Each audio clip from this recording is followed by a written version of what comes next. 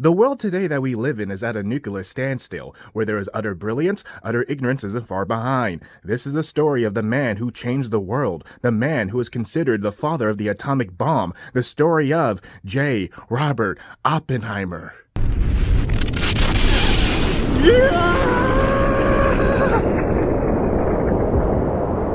Disclaimer: during this video, I will portray some events in a comical fashion. All events that are portrayed will be comedically exaggerated and not to be taken seriously. As always, do your own research and make your own conclusions on the topic. History is up to interpretation. The year is 1904, the month is April, and the day is the 22nd. J. Robert Oppenheimer would be born on this date into a pre-atomic world and later be the man responsible for the post-atomic world. Son to a wealthy textile importer, Robert and his little brother Frank grew up with a silver variation of cutlery. Psst, that means they were really rich. In his early adolescence, he was described to be a solitary child who took an interest in mineralogy and poetry. In short, he liked rocks and meaningful words. I'm gonna make a poem about the rocks I have. Oh, rocks in the universe. Universe in the rocks. No, get the fuck out of here, Topaz. No one likes you. Rocks.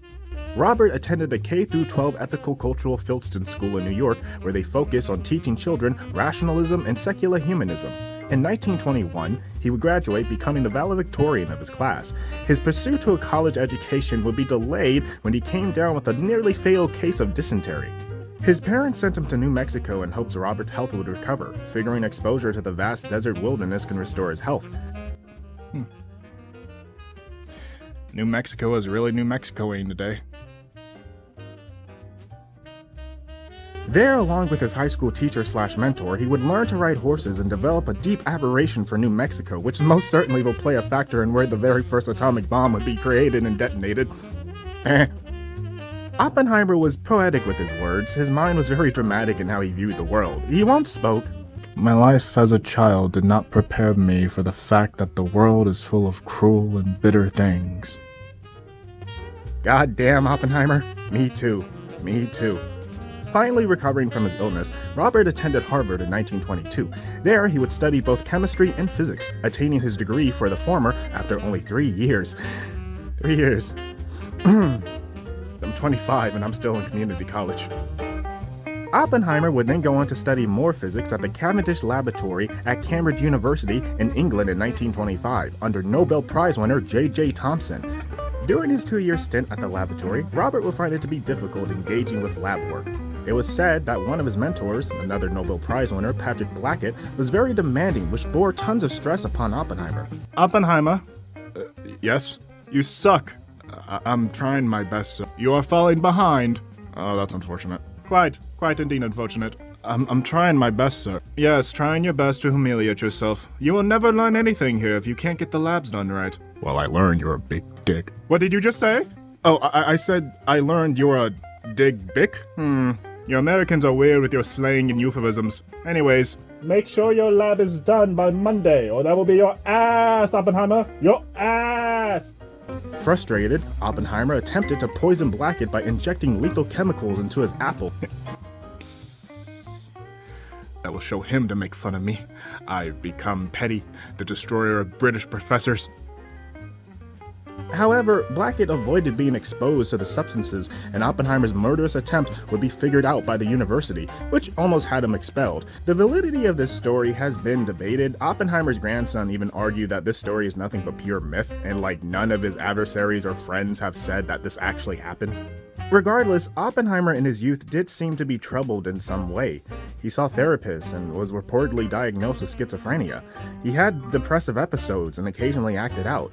On one trip to France with his friend Francis Ferguson, say that 5 times fast, Francis noticed during their trip that Robert was depressed.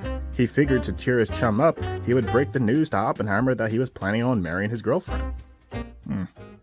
France is really francing today. Oh, Oppenheimer. Yes, Francis.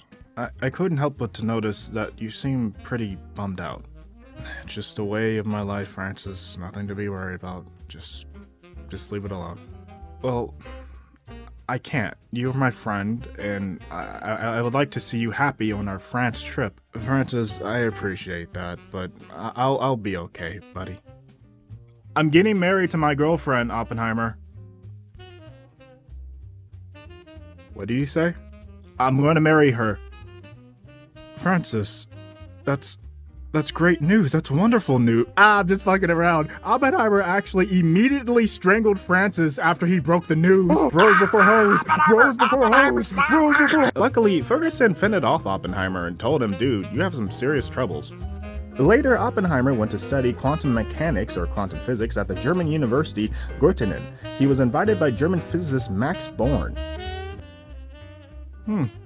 This is a nice place. Guten Tag. Oh shit. Hello, Mr. Oppenheimer. Hello there. I am Max Born. Oh, nice to meet you, Mr. Born. Would you like to learn about quantum physics with me and my friends? Sure, why not? Yay! Guys, we have another one! During his time at the university, Oppenheimer would attain his doctorate and produce a paper with Max Born titled On the Quantum Theory of Molecules, which was a breakthrough in understanding the behavior of molecules. In 1929, Oppenheimer would return home to the States, bringing what he had learned in Europe with him. Quantum physics was a controversially new science which mainly had its roots in Europe, specifically Germany. Robert would get a job at UC Berkeley where he would teach quantum physics, essentially bringing quantum physics to America, being responsible for making UC Berkeley the primary hotspot for quantum physics. In 1939, Oppenheimer, along with his colleague Hartland Snyder, would publish a paper theorizing about black holes. When Robert wasn't worrying about theoretical physics and black holes, he dabbled in Hindu mythology, which later in his life he would display the knowledge of when he gave his famous interview discussing his inner emotions after the successful detonation of the first atomic bomb. No, psych. We're not there yet. You're gonna have to wait until like the end of the video. Few people laughed. Hey, stop. Don't try to go to the end of the video. That's bad. Were silent. Shame on you.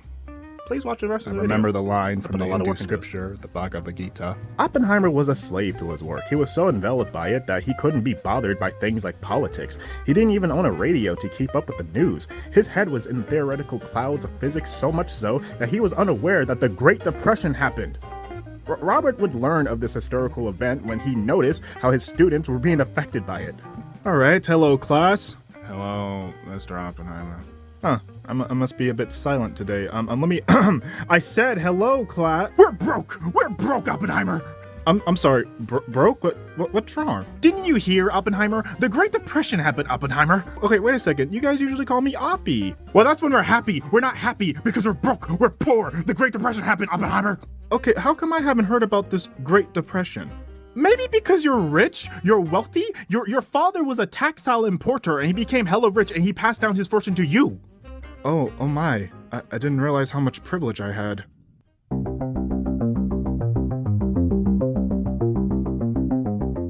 In 1936, Oppenheimer would meet a woman by the name of Jean Tatlock, a member of the Communist Party.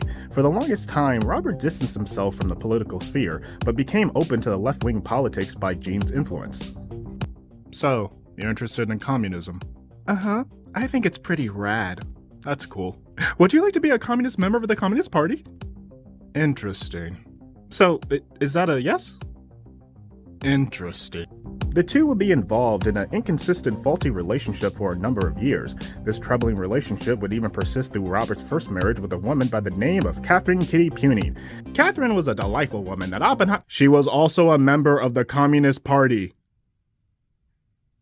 Oppenheimer had to marry Catherine in 1940 because he got her pregnant. Catherine also divorced her husband to be with Oppenheimer. Catherine would bear Robert's two children, Peter Oppenheimer and Catherine Tony Oppenheimer. Frank Oppenheimer was the little brother to Robert, who was a grand fellow. He was also a member of the Communist Party. Robert's sister-in-law, Frank's wife, was a delightful one, also a member of the Communist Party.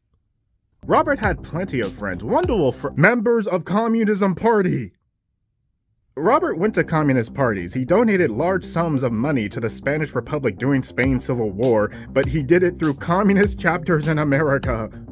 All of these associations to communism will come back to haunt him later in life, trust me. Though with all these ties, Oppenheimer would never declare himself a member of the Communist Party.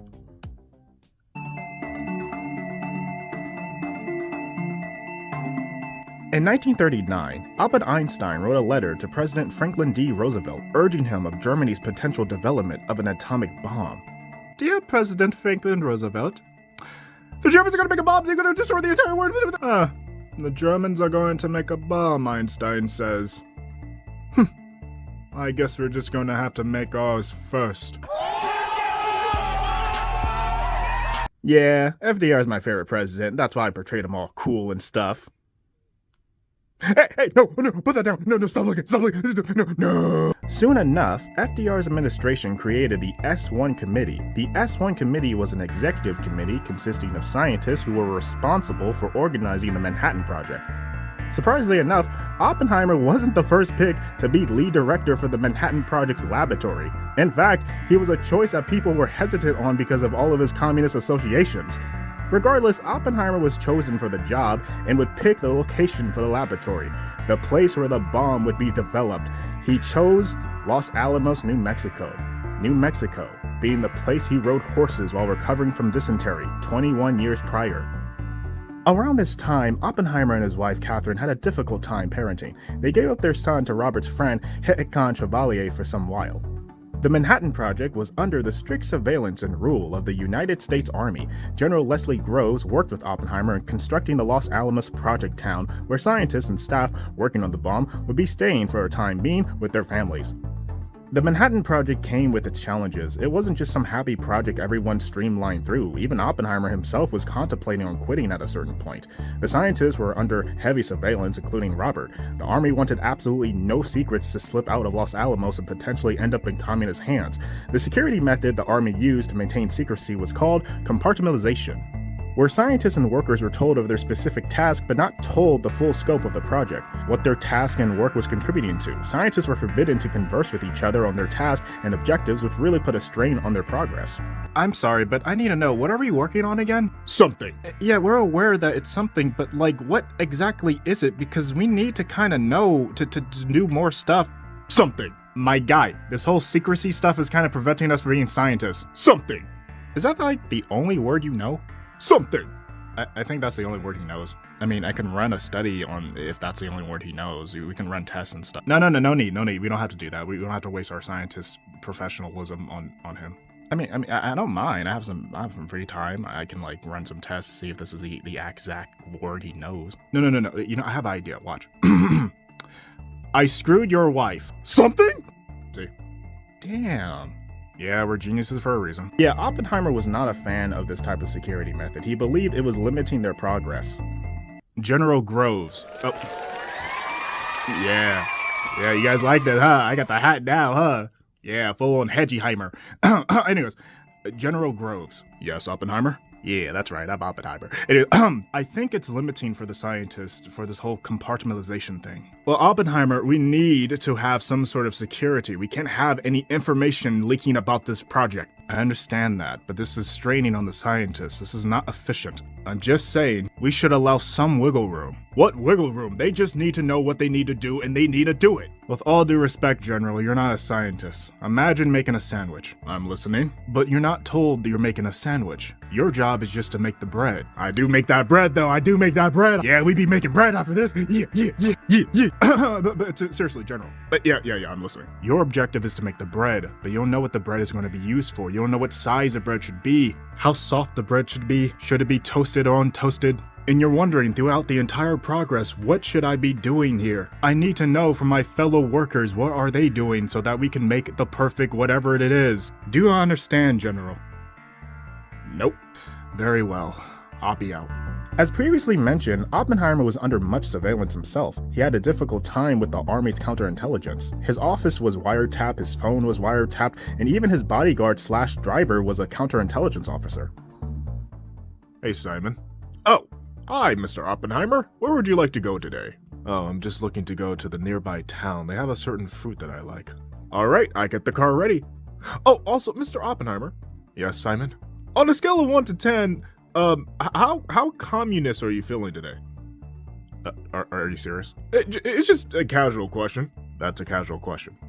Yeah, just a casual question. Nothing weird. You know what? I think I'm going to check on Catherine and the babies. Yeah, he's definitely feeling very communist today. I would give it about a 9. In 1943, two things would happen which served negatively against Oppenheimer. One, the Chevalier incident. Hecon Chevalier was a close friend to Oppenheimer. Remember, he was the one who took Oppie's kid, right? He told Robert that a man by the name of George Elterton, a chemist who worked for Shell, yes, the gas company, that if Oppie had any atomic information, he can pass it to Chevalier, who would pass it to Elterton, who can then safely pass it to the goddamn Russians. Oppenheimer didn't give any information to Chevalier and figured his friend wasn't trying to siphon any information out of him. He was just only telling him that this Shell guy is lending a hand out if Robert had any information he wanted to share. So he didn't see Chevalier's actions as treason. Oppenheimer would tell intelligence officer Colonel Boris Pash about George Elterton 8 months later, but wanting to spare his close friend from government harassment and potential trouble, he kept Chevalier out of the story. Instead of Chevalier telling Robert of George Elterton, Robert said it was like 3 men from Berkeley. Of course, Pash asked for the men's names, which Robert dodged in providing. It was like 3 people who told me about Elterton and how he wanted information. 3 people, huh? Can you give me some names? Some names will do. Interesting. The second incident would be in June of 1943, when Oppenheimer reunited with his old flame, Jean Tatlock, in San Francisco, where they spent the night together in her apartment. Ooh. Jean? Oppie. Now I can't be here for long, Jean. I know, Oppie. I'm just happy that you're here. So, what do you suggest we'll... Would you like to be a communist member of the Communist Party? Interest. God damn it! Yeah, remember Jean Tatlock? She was a communist member of the Communist... In 1944, Jean Tatlock would be found dead, either by suicide or because the government did it. We don't know. She did have a history of suffering from depression. With all the stresses of the Manhattan Project and being under constant surveillance, it was said that Oppenheimer chain smoked 4 to 5 packs of cigarettes a day.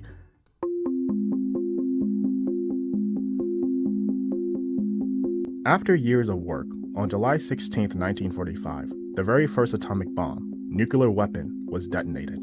Trinity was the name Oppenheimer chose to call the historical test. The name was inspired from the poet John Donne's poem, Batter My Heart, Three-Person God. As for the bomb itself, Robert would bestow it the simple, amusing name, Gadget. The site for the bomb's detonation was an area 18 by 25 miles in central New Mexico. As the morning of the test approached, Oppenheimer would climb the tower the bomb was stationed upon to inspect it one last time. Hey, baby. This is the day. This is the day that the world changes. Oh, my hat! My hat! Hey! Oh, fell off the tower. God damn it! Damn it, Oppie. Don't mind that. Don't mind that. This is the day that the world changes, and you're going to be the one who changes it. Well, mostly me, because, I'm the one who kind of made you, but you're right. I need to get off the tower. I need to watch you explode. Anyways. He did not do this, by the way. He just looked at the thing, probably. I'm just being a dick. My hat fell. Mad about that. Anyways, I'm going to go to a bunker now and watch you explode. Okay, everyone, this is it. Goggles on. 10, 9, 8, 7, 6, 5, 4, 3, 2, 1, 0.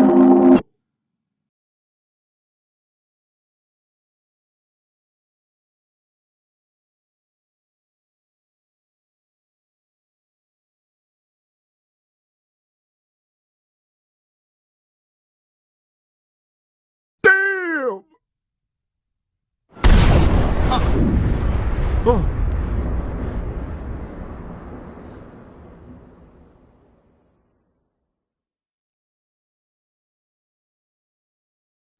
It worked. And those are the 2 words Robert would tell his brother Frank after the successful detonation of the bomb.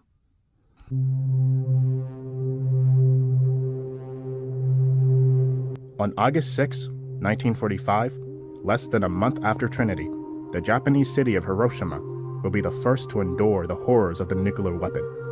Oppenheimer would celebrate with his team, even joking with them that, Yes, thank you, everyone. Thank you for this tremendous job. I only wish that we made the bomb fast enough so we could have used it against the Germans. However, when the second bomb was dropped upon the other Japanese city, Nagasaki, Oppenheimer was reported to be a nervous wreck. A wall of guilt began to rise over Robert, realizing what he just unleashed upon the world. In October of 1945, Oppenheimer met with President Harry S. Truman to discuss international control of atomic weapons. It was said that in the meeting, Robert expressed his guilt for helping create the bomb, in which President Truman reacted quite insensitively towards. Woo-wee! That was a damn good bomb, Oppenheimer, a damn good bomb. Yes, it was, sir. Why are you shaking so much? Come on, spit it out. You can say anything here. You're in the presidential Oval Office. This place isn't bugged. Well, sir, I just feel as though that I have blood on my hands. Is that so? Well, you can clean it off in the bathroom over there. No, sir, you have me mistaken. It's a figure of speech. I feel like I morally have blood. I know it was a figure of speech. What? I think you're being overdramatic, son. It's, sir, thousands and thousands of lives. We won the war, didn't we? Please, I urge you for the atomic weapons to be controlled internationally. We need to open up, so we need to allow everyone to understand. Simon? Who's Simon? Something. Hi? Something. Simon, be a dear and get this crybaby scientist out of my office. Something. Sir, you can leave now, Oppenheimer. We already got what we needed from you. But sir, something. Okay. Yeah, it was said that President Truman called Oppenheimer a crybaby scientist just because the man felt guilty and remorseful for having a part in the annihilation of thousands of lives. In 1949, the Russians successfully made their first atomic bomb. This, of course, troubled and compelled the United States to create a bigger bomb, the hydrogen bomb. Oppenheimer would eventually become an advisor to the Atomic Energy Commission, where he lobbied for international arms control. He began making enemies when he opposed the development of the hydrogen bomb. To clarify, he wasn't opposed to the research of such a bomb, but physical creation of it, that's what he detested. Enter Louis Strauss. Louis Strauss was the chairman of the Atomic Energy Commission. He was a conservative who wanted to win an arms race, while in contrast, Oppenheimer was a liberal trying to prevent one. Their paths would surely cross in a destructive way. Oppenheimer would publicly humiliate Strauss by bringing his scientific intelligence into question when Strauss vocalized his opinion on radioactive isotopes and how he believed them to be valuable for military use. Well, I am one to believe that radioactive isotopes have great military value. Mr. Oppenheimer, what do you think of Strauss's statement? Oh, shit. Well, my own rating of the importance of isotopes is that they are far less important than electronic devices, but far more important than, let's say, vitamins. Oh yeah, I'm so taking you down. Strauss would team up with FBI Director J. Edgar Hoover to illegally survey Oppenheimer under the notion he may be a spy. Hey, Hoover, I need a favor from you. Yes, Strauss, what is it? You're the FBI Director, right? How do you not know this? No, that was like express. You are part of the United States government. How do you not know who's the FBI? I am the FBI Director, yes, you're right, but like, how do you not know that? Hoover, it was an expression. Chill. Okay, I'm chilling. Listen, I need help. I need to bring down Oppenheimer. Looks like you need new glasses first. Pay attention. Okay, paying attention. Oppenheimer has made a mockery of me and a mockery of this government for not wanting to develop the hydrogen bomb. We need to develop the hydrogen bomb. Those poor glasses. Hoover! Okay, yes, I agree. So how do you think we should go about this then?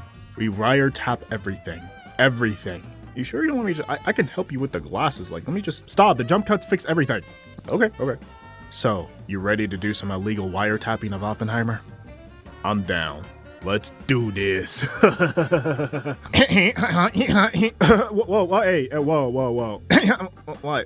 What? Is that how you really laugh? What do you mean? Laugh again. Ha. Nah, bro, no, don't change up now. I heard your real laugh. It was all like, okay, yeah, I have a goofy laugh. Leave me alone. Fix your damn glasses.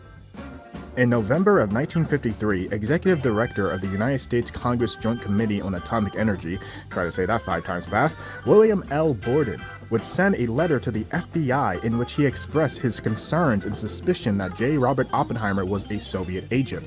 Apparently, Borden had files on Oppenheimer's past to show as evidence to support such a claim. It has been speculated that Strauss may have provided these files to Borden to give to the FBI. Either way, the month-long Atomic Energy Commission security hearings to determine Oppenheimer's fate regarding his position to the AEC, say that 5 times fast, would be held in April of 1954. This would be the hearing that decided the fate of his security clearance. In a small room near the White House, a 3-man board would present itself against Oppenheimer and his defense team. The 3-man board was supplied with all the files on Oppenheimer, including the wiretapping recordings provided by Strauss of Oppenheimer's defense team, while Robert's team had nothing but his memory and his word, which served to be faulty at times. They weren't allowed access to any of the files the FBI had on Robert. They were fighting a losing battle. All of Oppenheimer's past was brought into question, mostly the communist associations. All right, Mr. Oppenheimer, it's time to start these security hearings. So, Mr. Oppenheimer, if that's your real name. It is my real name. Shut up! I never heard of an Oppenheimer before. A Williams, maybe. A McFarlane, maybe. But never a Oppenheimer. Well, you see, it's probably because it's a German. Shut up! Let's go over all your communist ties from your past. Your lover, Jean Tatlock, was a communist. Yeah, I'm happy that we got rid of her. Your brother was a communist. Your wife is a communist. Well, she denounced her communism in 1936. Shut up! Once a communist, always a communist. Are you okay? Shut up! Hey, can we check on that guy? I don't think he's okay. Shut up! What is this? They brought in 40 witnesses to testify on the behalf of Oppie's character, and out of those 40, more than half spoke positively on Robert. Even scientist Isidore Rabi, a scientist who worked with Oppenheimer at Los Alamos, went on to defend Robert's position on his detesting views developing an H-bomb. Look, we have an A-bomb and a whole series of it. What more do you want? Mermaids? Anna! Is that guy okay? Yeah, he's fine. We're gonna have to probably switch. Can we get a new prosecutor, please? Though Oppenheimer had plenty of support, there would be 2 crushing testimonies on his character, given by General Leslie Groves and physicist Edward Teller. The 2 had positive testimonies on Oppenheimer, but their compliments were overshadowed by the ending of their testimonies. General Groves gave a supporting testimony on Oppie's character, but when he was asked if he thought Robert should be given clearance under the interpretations of AEC security requirements, he answered with, I don't care how important the man is. I would not clear Dr. Oppenheimer today if I were a member of the commission on the basis of this interpretation. Edward Teller also gave a supporting testimony on Robert's character, having worked with him at Los Alamos, but then went on to say, if it is a question of wisdom and judgment as demonstrated by action since 1945, then I would say one would be wiser not to grant a clearance. And by actions, Teller meant Oppenheimer's opposition. Oppenheimer's opposition to the hydrogen bomb. It's important to note that Edward Teller was the father of the hydrogen bomb. So yeah, Teller's testimony had repercussions, however. He was shunned by the scientific community for this. They saw it as an act of utter betrayal against Oppenheimer. Hello everyone, Edward's in the house. How's everyone? I love science parties. Yo! Who invited the traitor? The what? Shut up, traitor! How did I betray? What did I do? What do you? Hey y'all! Hey y'all! He wanna know what he did. Yes, I would like to know what I did. You betrayed Oppie, man. Oppie, our homeboy, Atomic Daddy. Look, the testimony I had to speak honestly about. Shut up. You know, we all have the ability, us scientists up in this building, we all have the ability to make a mini atomic bomb and drop it on your house. You do know that, right? Okay, I think I'm not welcomed here. I'll leave. Yeah, good move. Go betray some other community or something. You're not welcome here. So, a day before his security clearance was to expire, Oppenheimer's clearance was revoked. So what was the point? Well, Strauss wanted to rip Oppenheimer's credibility up, keep him out of nuclear secrets, and ultimately discredit and disgrace him. derailing his government position. The man who stared upon the very first atomic bomb was now an old man looking at the closed room he was shut off from, full of people organizing the next steps of nuclear weaponry. Oh, but don't worry, Strauss got his comeuppance when he failed to be nominated for Secretary of Commerce. His political crusade against Oppenheimer was damaging to his image, and with scientists coming out against Strauss, this ultimately led to Strauss failing in being appointed Secretary of Commerce. Oppenheimer would never recover from this. However, America still viewed him positively. In 1960, Robert would help create the World Academy of Arts and Sciences. In 1963, he would be rewarded the Enrico Fermi Award, where he was given $50,000, which by today's money would be $521,000. So, yeah, I feel bad for Oppenheimer, but like at the same time, dude got paid. Got paid. Anyways, in a 1965 PBS broadcast discussing the aftermath of Trinity, Robert would go on to say his famous line. We knew the world would not be the same. Few people laughed. Few people cried. Most people were silent. I remember the line from the Hindu scripture, the Bhagavad Gita. Vishnu was trying to persuade the prince he should do his duty, and to impress him, takes on his multi-armed form and says, "Now I am become death, the destroyer of worlds." I suppose we all thought that, one way or another. In 1967, J. Robert Oppenheimer would pass away, succumbing to his 2-year-long battle with throat cancer. And that's the story of the man who changed the world. I want to say thank you guys for watching this video. This was a really hard video to do because I wanted to get all the facts right. And even then, maybe I got something wrong. That's why I always tell you guys, no matter how delightful you find my videos, how funny you find my videos, please always do your own research. So thank you for watching this video. And, watch some of my other videos, please. Please. Please. Please. Taco. Please. Please. Please. Taco. Please, please, please. Watermelon. You guys weren't ready for the watermelon, huh? Anyways, please watch the video. Yeah.